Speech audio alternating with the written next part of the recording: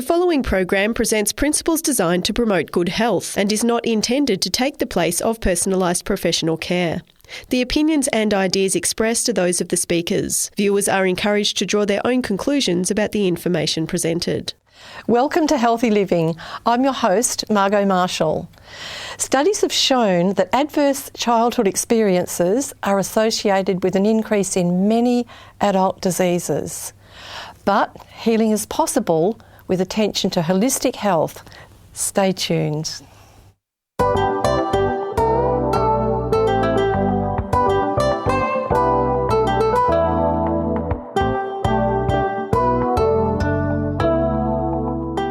Healthy Living is a production of 3ABN Australia Television, focusing on the health of the whole person, body, mind and spirit.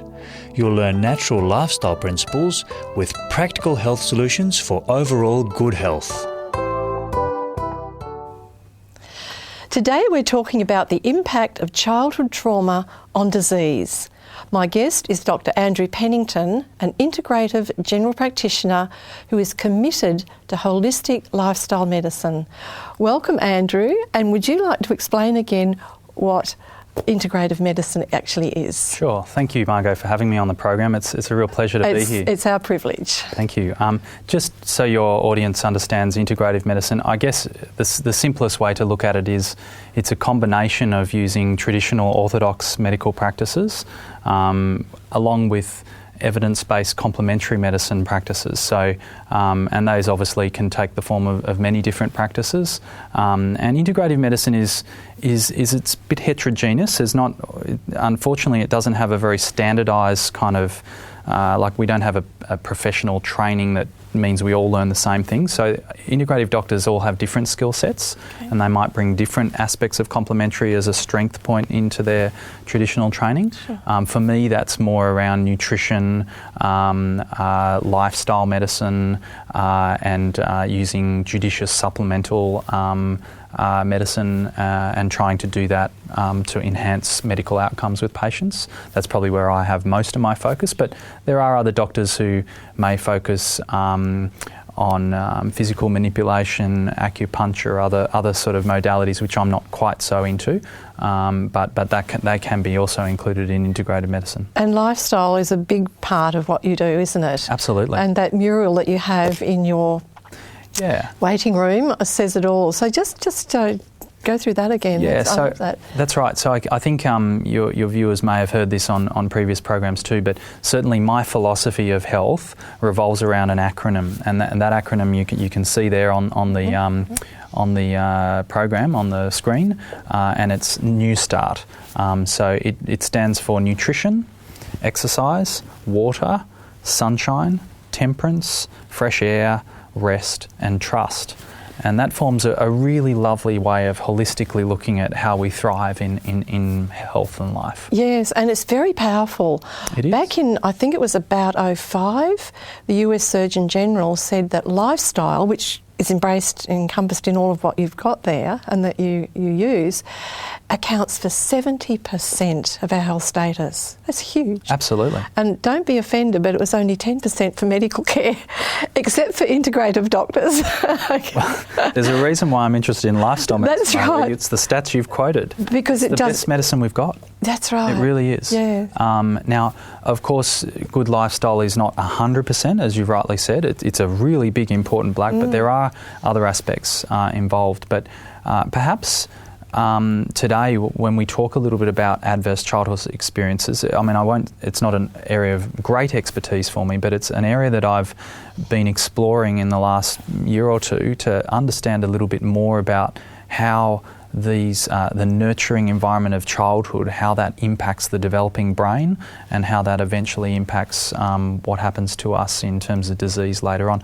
And I think your viewers will find it incredibly profound. I do too, because I've seen the pyramid that you're going to be showing, and it's really shocking in the truest sense of the word. Shocking. Yeah, so I mean, this information's been around for a little while now. The first studies were conducted 20, 30 years ago in the United States. And so it's certainly not new information, but I think I haven't found a lot of health professionals or the general public are actually aware of it.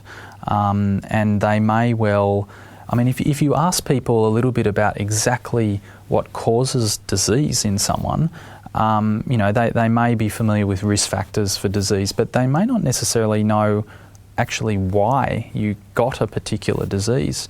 And I wouldn't say that we always know as doctors exactly why someone gets a disease process. But I think this gives us a lot of clues as to what foundation is laid in the preparation for a certain disease or diseases. Yeah. So I think, as I say, it's very profound. Yes. So there's a whole range of things besides food and exercise and so on that we've talked about, but there's more, and this is really the topic that you're talking about today, the impact of childhood trauma. And that's not a nice thing to even contemplate. No, it's not at all. It's not at all, Margot. And I think I firstly want to say to the audience, I apologise if this brings up any poor memories or provokes anything. I obviously have no intention to do that, but we're going to need to discuss briefly some of these factors that are involved. Yes. Because it really helps us understand what's been set up later in life. And I think we're increasingly understanding, predominantly from these ACE studies and the lead investigators who have gone into them. ACE stands for Adverse Childhood Experiences. Okay. And you can Google that and find some of this information.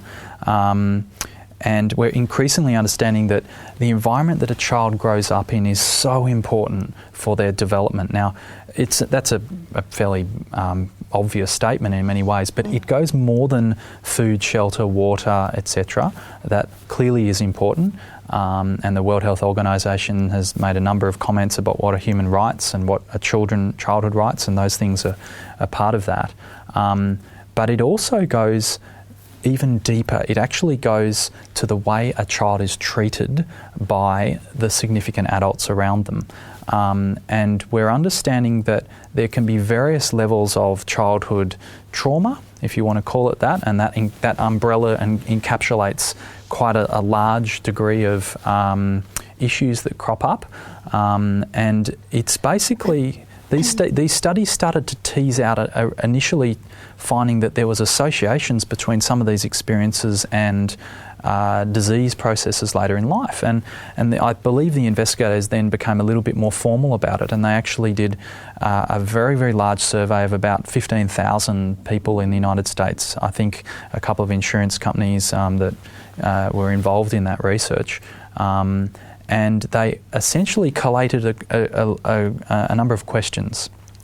And they have now standardised it into 10 questions that involve childhood adverse experiences. And they can be things like, having a significant physical sickness in the child or in the parent, the death of a parent, the divorce of parents. It obviously includes physical, emotional abuse, sexual abuse of children. It also includes even harshly spoken, sort of consistently violent or aggressive verbal words to a child, and then obviously lack of provision of food, clothing, water. All of those things are also part of that. And when the more that numbers that you tick off on that you've experienced, those things in childhood, the greater the chance of you having a certain disease process later in life. And they're very broad, the diseases. So we're talking about physical disease, so cardiovascular disease. We're talking about, obviously, psychological trauma and mental health problems are quite significantly more prevalent in those who've had adverse childhood experiences. And there's a number of other things. And actually, I'll just, if I can just read some of these data.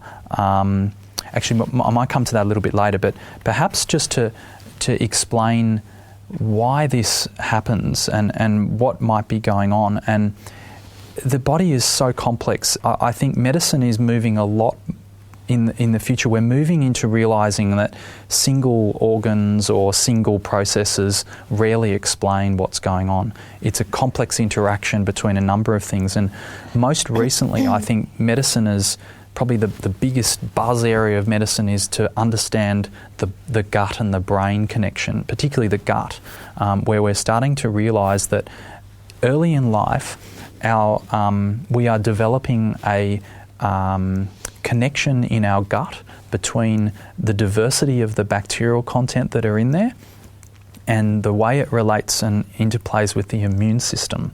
Now, this is really important because the immune system, of course, also talks to the brain, and it also talks to the hormonal system, the endocrine system, and all of this is connected because when we look at how we relate to various things that come into our sphere of, let's say, trauma, our body is designed to react a certain way to trauma. And let's just say, somebody was running at you with a knife, then your design is to get quite frightened with that, and I've got to either fight or flight this, and hopefully you're going to flight this and get out of there very quickly to not obviously get in danger, or you're going to stand up and get ready to fight. That's a sort of an innate response, and that's built a complex response between hormonal control from the release of adrenaline and cortisol from the adrenal glands that is also related very strongly to the nervous system. We have an autonomic nervous system that basically keeps our heart ticking, keeps our sweating, and a lot of other functions. It keeps the gut working, but the sympathetic and parasympathetic nervous system also have a role in hormonal control and gut control. So the sympathetic nervous system and parasympathetic nervous system, for those who don't know what that is, that's what we call the autonomic nervous system, and very, very broadly speaking, they have completely different functions. The sympathetic is the fight or flight, let's get ready to go. The parasympathetic is the rest and relax, time to take stock and chill down and chill. But what happens with adverse childhood experiences, and we might bring up the pyramid slide if I can just bring that up on the screen. And I want to show you and talk you through a little bit of this diagram. So down the bottom, on the bottom layer, it's a 5-tiered pyramid for those of you who might not be able to see this. And down on the bottom layer, we've got adverse childhood experiences. And this is what we've just been discussing, the traumas that can happen to a child that they weren't really designed to have. I mean, I should say before I preface it is normal to have stressful events, and our body actually does need some level of stress. But this is where it's gone beyond a normal stress into actually being a problem. Then what this does, and there is some knowledge into how that you can see on the right-hand side there's arrows that say we do have scientific gaps in the knowledge as to how these things impact one another, and this is true, but there is some knowledge of this. But the adverse childhood experiences seem to set up social, emotional and cognitive impairment. So what you find is that individuals who've had a lot of this struggle socially, that their emotional regulation is not so great, so they may not know how to behave to certain situations, and this actually has a brain impairment. Now that affects, as we just talked, the nervous systems, the autonomic nervous systems, and their control over the adrenal glands and the immune system and the gut. So a bit like a domino effect, really. Absolutely right. Yeah. So, and then of course we find that people who have these problems are more likely to adopt risky health behaviours. And from here on, so that's the social emotions, the second bottom layer. Then the third bottom layer is adoption of the health risk behaviours, and then we've got 2 on top of that, and the second. What sort of things might they be? Well, I think we understand these very well, and these are things like drinking excessively, smoking, engaging in harmful practices, mentally. Eating unhealthily, not exercising, there's a lot of adverse health behaviours that we understand quite well traditionally, that most doctors, and it's from here that we probably understand best. Most doctors come in at this level. We know, your family has a history of cardiovascular disease. Okay, well, we know that you need to keep your cholesterol down, you need to do regular exercise, you need to eat a lot of good quality foods, and we know that your blood pressure needs to be kept low. Those things are health behaviours or risk of disease, and it comes in at that third stage. But when that sort of behaviours continue, you end up with disease coming on disability and social problems. So we're looking at an adult now, perhaps. Absolutely, an yeah, older of course. Adult. Yeah, so these behaviours take years. Yes. Okay, I should say these effects take years. Take years, yeah. And then, of course, there may be various adoption over years of health behaviours. And disease, disability and social problems ensue. And of course, we know when you get early disease, early disability, early social problems, you're more likely to die early. So this pyramid is very, very profound because you are basically looking at a model of propagating disease. And that's why it's so important for us to understand. And I think the two bottom layers, the adverse childhood experiences and their impact on the brain development and its role here is what's not well understood in the general population and probably not even that well understood in the medical profession, even though the data's been there for quite a while. But perhaps to go into it a little bit, I'll just give you some data on this from the ACE study, and there's a lot more data. I can't remember how many studies have come out of the ACE study, but the original ACE study... That's the Adverse Childhood Experiences study. Yeah. Remember we had 10 sort of questions, and you know a lot of people have a score of 0 where they've had very little or no essential childhood experience, compared to someone who had a score of 0 to someone who experienced 4 or more on their ACE score. They had a 4 to 12-fold increased risk of alcoholism, drug abuse, depression and suicide attempts, I should say. A 2 to 4-fold increase in smoking and poorly rating their own health, so that's part of that health behaviour stuff, and having increased rates of sexually transmitted diseases. And they had a 1.4 to 1.6-fold increase in physical inactivity and obesity, severe obesity.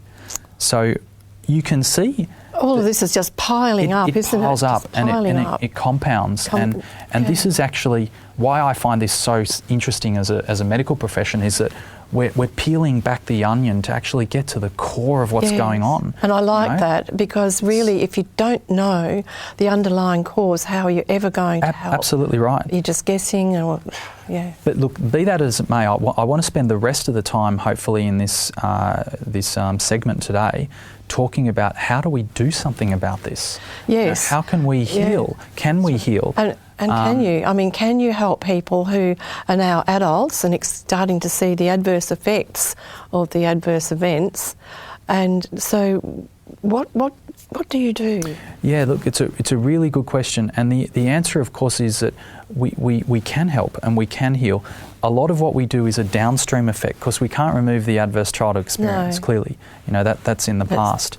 And the damage that does at the brain development level and ability of the brain to then regulate its own stress response, that's what's actually causing problems with disease, because it basically plays with the immune system. So what we actually have to do is we need to look very holistically at these people, and I think the first thing is knowledge is empowerment. So when people understand this, it's almost like the aha moment of,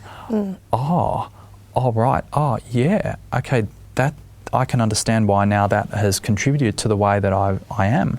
And when they understand that, that's when they can then take steps to address it. And how do I address it? It's through New Start. Okay. We use that holistic approach. Run it through again, the different things. We look at the nutrition. And clearly, if you put good nutrition into your body, you start to give the gut the right type of food for the bacteria. The bacteria say, woohoo, thanks very much. I'm going to now give you some really nice substances back. And then you start to improve your immune function. You start to improve your brain function. And those things are important. Clearly exercise. Exercise also has a role on the gut and clearly the muscles and various other things. It affects every cell of our body. It sure does. For good. We need clean water because that's important. And so I work with people trying to get rid of the unhelpful beverages. You know, alcohol is not a helpful product for us to have. It's a carcinogen, and it doesn't, it makes our brain function worse. So we've got to get rid of that kind of stuff. Sugary-based drinks, caffeinated-based drinks, they're not particularly helpful for us. So we want to actually get rid of that and get people drinking water. So we're talking about a few things that could actually come into the category of addictions by now. How do you help people to deal with multiple addictions? It's possibly a little beyond the scope of the talk, Margot. That's a complex question, and I think there is a lot of, sometimes they do need very specialised care. These people with addictions, and I do provide some help to these people. And again, it's around holistic principles. But even then, sometimes I need to refer to people who have even more skill sets in specific in addiction. But I think we can assist people with addictions by an understanding of the nutritional aspects, the physical aspects, helping them with, so people who have addiction have a high rate of mental illness too, so helping them to cognitively improve there, and then also looking at psycho-spiritual issues. So I think it's an important issue that often gets overlooked, in that, people have these health problems with addiction or otherwise. There'll often be some issues where they are not satisfied with their core value systems or life, or they've had problems with their relationships. It's so common for me to see this, Margot, people who've actually, they've got high blood pressure and anxiety, and one of the reasons for that is that they actually have a poor relationship with one of their family members, and they have not reconciled that. They may have tried, but it hasn't worked, and I don't want to attribute blame to any particular individual here, but having an unreconciled family issue or issue with a work colleague or whatever, it will eat you away at the core. And if you've had adverse childhood experiences to predispose you to not deal with that well in the first place, it's going to be even worse for you to deal with those situations. Yes. So planning reconciliation wherever possible, forgiving people, these are psycho-spiritual concepts, is a very important part of healing for these people. And sometimes for these now adults usually who've had childhood experiences, it's going to require forgiving some of the significant adults in their life for the neglect or abuse that happened. And that may be incredibly difficult, very, very difficult, but it may be very difficult for that person to move on unless they actually learn to forgive. And you can help them, I think, with motivational counselling. Certainly. So at the level talk to us about this motivational counselling. Sure. So we know a lot about what's good, healthy practices and behaviours. Yeah. Okay. But there's this big gap usually between knowing and doing, and it's not just for people who've had these experiences. Oh, not at all. It's across the board. Not at all. It? I mean, I find it hard to do healthy things all the time. I think nobody's entirely consistent all their life in doing healthy practices. But yet, motivational interviewing or motivatational counselling is a technique. Interviewing, yes. Yeah, it's a technique that we use, and many doctors are familiar with it, and of course counsellors and psychologists and other allied health professionals too. It's techniques that we use to empower people to make change. That sounds wonderful. And essentially, what it means is when we have the doctor-patient relationship where you come to see me, it's not okay, right, Margot, you have to do X, Y, Z. Here you go. Here's your prescription. Go and do it. That has a limited effect. It's some people that will work for, but this is more okay, Margot. So you're overweight at the moment. What kind of things do you think you can do to be able to help that? Oh, well, you might say, okay, well, I really don't sort of get out exercising very much. So I might then ask, so what sort of are the barriers for you to not get out exercising? And essentially it's a problem-solving approach where you're actually coming to understand and own the issue and not just sit back passively and get the doctor to tell you what to do. Okay. So that's what motivational interviewing is, and it's very powerful. You're very good at that. I heard you in action one time at a public forum, and I was very impressed. I remember it to this day. So I think that's wonderful to think that you have that skill and that you use it to help people, especially in a situation that's got so many things going wrong. It's not actually a particularly difficult skill either. It really just revolves around rephrasing things for the patient or the individual whose health has the issue to start to come up with the solutions with guidance from the practitioner. So, and we know that this is much better because if I tell you to do something, if I say stop smoking to you, Margot, maybe 5% of people will stop smoking. Now that's awesome, 5%, great. But I want to do better than that. I want a higher percentage of people, and that's going to revolve around getting you on board to make the change, to actually problem solve it through. And that's what I'm basically motivational interviewing does. So we certainly use the techniques quite a lot, and as I say, a number of GPs and other practitioners will use that technique. I mean, that would be an ideal scenario. One of the problems we have is often a lot of doctors don't have enough time with patients to do these techniques very well. That's an interesting point. So what sort of time do you feel is necessary when perhaps you're talking to someone in this very situation? What sort of time would you be expecting to spend with them? Well, it depends on the intervention required, but I mean, sometimes you can do it very quickly. You can sometimes use 2 or 3 minutes of motivational interviewing, and that's great. But look, I think if someone's got complex health needs, I spend an hour with my patients first up because I feel that it's very hard to solve a complex, in fact it's impossible to solve a complex health problem in 10 or 15 minutes with your GP. So I would advise patients who want to make change to get a hold of your GP and ask for longer consultation with them, as hopefully they'll provide that, at least half an hour. And don't provide them 50 things to work on. Just give them 2 or 3 of the top points that you want to work on, and ask them to help you work through how to make change. Now for me, as I say, I spend an hour with patients first up, and I generally have half an hour follow-up appointments. So that's longer than most general practitioners, but it's because of the style of medicine I want to practice. That's right. So you're in that time, that gives you a chance to peel back the layers, get right down to the root cause and see where you have to go from there. Absolutely. And look, I tell you, often that's not enough time. Like often an hour is nowhere near enough time with a patient to really get to the crux of what's going on. And one of the arts of what I have to do as a medical doctor, there's plenty of science, but there's a lot of art too. and that is to do my utmost for this person to understand where they're at, what's going on, what sort of are the key issues for that person, what do they want to work with, and then try to work with them and not against them. Yes. And I'm constantly trying to hone my skills doing that. Oh, that's really, really fantastic. And I just think it's marvellous what you're doing and the approach that you're taking, because I really like the idea that you help people to understand themselves what's going on and to work through with you and we're not against you. Just excellent. I just want to touch also on one point for anyone out there who may have had some of these adverse childhood experiences, and they're very common. A lot of people have had them. I think it was in the order of 70% or so had at least one adverse childhood experience, so it's incredibly common. That's really high, isn't it?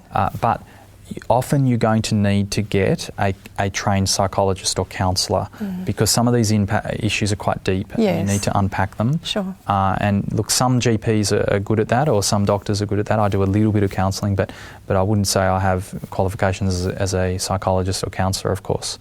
So it's going to often take a multidisciplinary team for these people. Yes. Not just a doctor, although they may be the coordinator of care, a good quality GP.